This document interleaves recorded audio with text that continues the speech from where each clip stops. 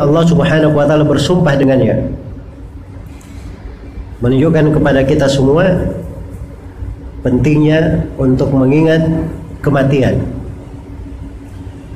Karena Allah bersumpah dengan hal ini, jangan ada yang lalai darinya. Ya, tidaklah Allah bersumpah dengan sesuatu menunjukkan besarnya sesuatu itu di sisi Allah Subhanahu wa taala. Wan nazi'ati gharqa wan nasyitati nashta. Ini sumpah tegas tentang adanya kematian. Dan pada saat manusia didatangi oleh kematian, ada yang dicabut nyawanya dengan keras dan ada yang dicabut dengan lemah lembut. Iya. Nah, ini diterangkan panjang lebar oleh Rasulullah sallallahu alaihi wasallam di dalam sebagian haditsnya. Ya, diriwayatkan oleh Imam Ahmad rahimahullahu taala dari Al-Bara bin Azib radhiyallahu anhu. Iya.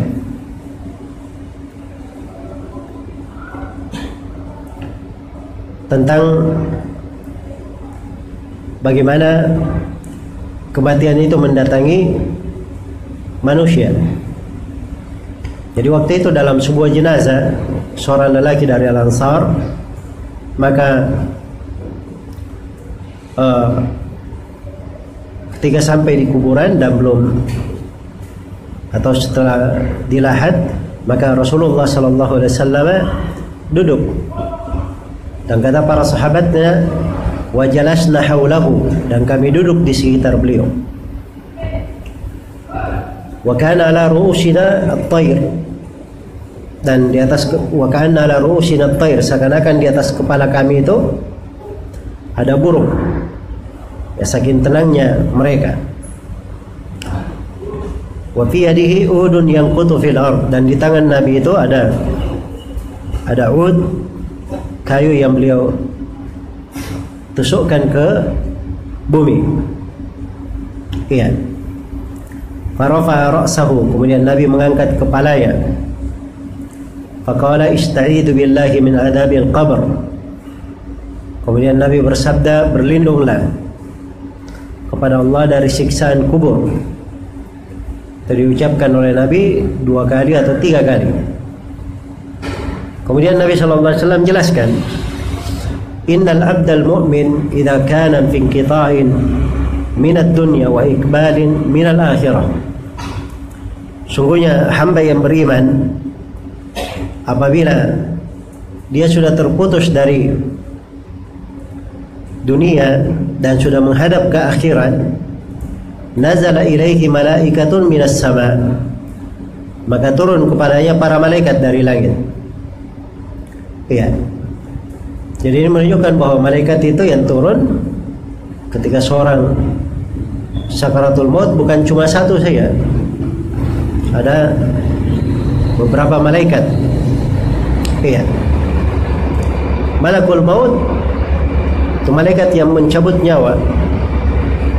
Malaikat yang mencabut nyawa. Ya. Yang jelas ada malaikat-malaikat lain di situ sebagaimana diterangkan di dalam hadits ini.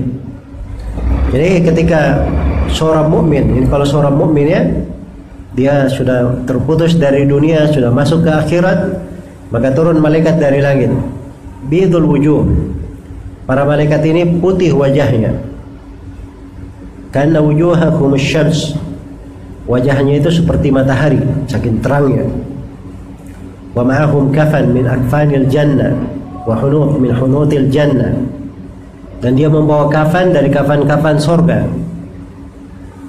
dan membawa hunut. Hunut ini wangi-wangian ya, yang dipakai untuk mengewangi orang yang sudah meninggal. Wangi-wangian orang yang sudah meninggal.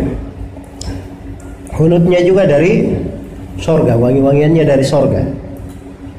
Iya, hatta yajlisu minhu muddal basar, hingga malaikat ini duduk dari orang yang mau meninggal ini sejarak mata memandang. Ya, maksudnya dia duduk dari jauh. Hatta yaji'a malakul maut alaihi salam, sampai malakul maut ya datang kepadanya. sampai malakul maut datang kepadanya. Dikatakan alaihi salam sebab malaikat itu dia Rasulullah kemana? Ke bumi. Ya, sebagaimana Rasul manusia kepada manusia itu juga dikatakan Rasul. Dan Rasul semuanya dikatakan apa?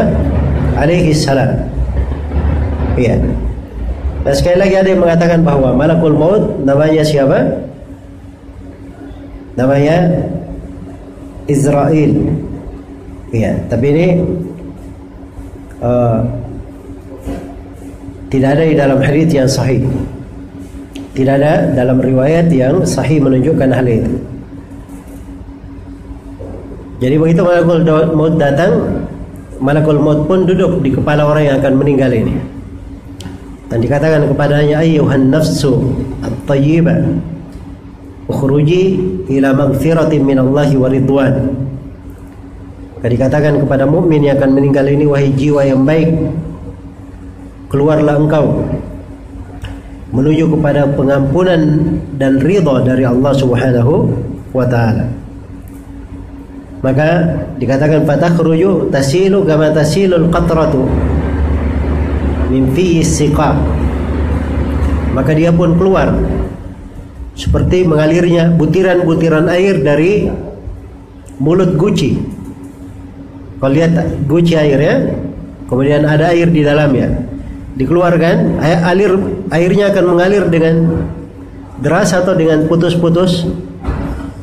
Ya, dia akan mengalir dengan deras. Itu tabiatnya guci. Kapan ada air dia keluar dengan cepat. Keluar dengan cepat. Begitulah disifatkan bagaimana ya nyawa seorang mukmin ini. Faida akhadaha, apabila malakul maut sudah memegang nyawa orang ini, sudah dikeluarkan dari ruhnya, maka malaikat yang duduk jauh itu tadi langsung segera datang. Ya, bahkan dikatakan di dalam hadis ini, lam yad'uha fi yadihi tarfat ain hatta ya'khuduha wa yaj'aluha fi dhalikal kafan wa fi dhalikal hanub. Iya. Jadi begitu sudah dipegang oleh malakul maut, tidak dibiarkan oleh para malaikat yang jauh itu tadi membawa kafan-kafan dan wangi-wangian. Para malaikat itu tidak membiarkan di tangan malakul maut walaupun sekejap mata. Langsung diambil roh itu, dimasukkan ke kafan itu dan diberi dari wangi-wangian tersebut. Iya. Wa yakhruju minha, maka dia pun keluar dari dunia ka'atiyadi nafhati misk wujidat ala wajhil ardh. Maka dia keluar dalam bentuk bau wangi, bau kasturi yang paling harum yang pernah ditemukan di atas muka bumi. Iya. Nah, jadi ini penjelasan bagaimana kisah ruh itu keluar. Sama dengan yang disebutkan di dalam ayat di sini, wan nasyitati nashta. Allah bersumpah, ada jiwa yang keluar, ada jiwa yang dicabut oleh malaikat dengan lemah lembut. Nah, inilah jiwanya siapa? Jiwanya orang-orang yang beriman. Ya. Simpulannya terus ke langit, dan ini ada kisahnya ketika naik ke langit, ada kisahnya bagaimana roh tersebut. Baik. Kemudian dari langit dikembalikan lagi ke dunia, kemudian dia ditanya, itu pertanyaan terkait dengan alam kubur. Ya, begitu sudah berada di kuburan, maka diperintah untuk dihamparkan hamparan di dalam kuburannya, dibukakan pintu dari surga, kemudian dilapangkan kuburannya itu sejauh mata memandang. Lalu datang kepadanya seorang yang sangat indah wajahnya, sangat indah pakaiannya, dan sangat harum baunya. Lalu memberi kabar gembira kepada orang tersebut. Dan orang yang memberi kabar gembira kepada orang yang mati ini, orang yang datang ini dengan wajah yang baik, bau indah ini, ketika ditanya siapa kamu, maka dia berkata bahwa saya adalah amalan soleh engkau. Saya adalah amalan soleh engkau.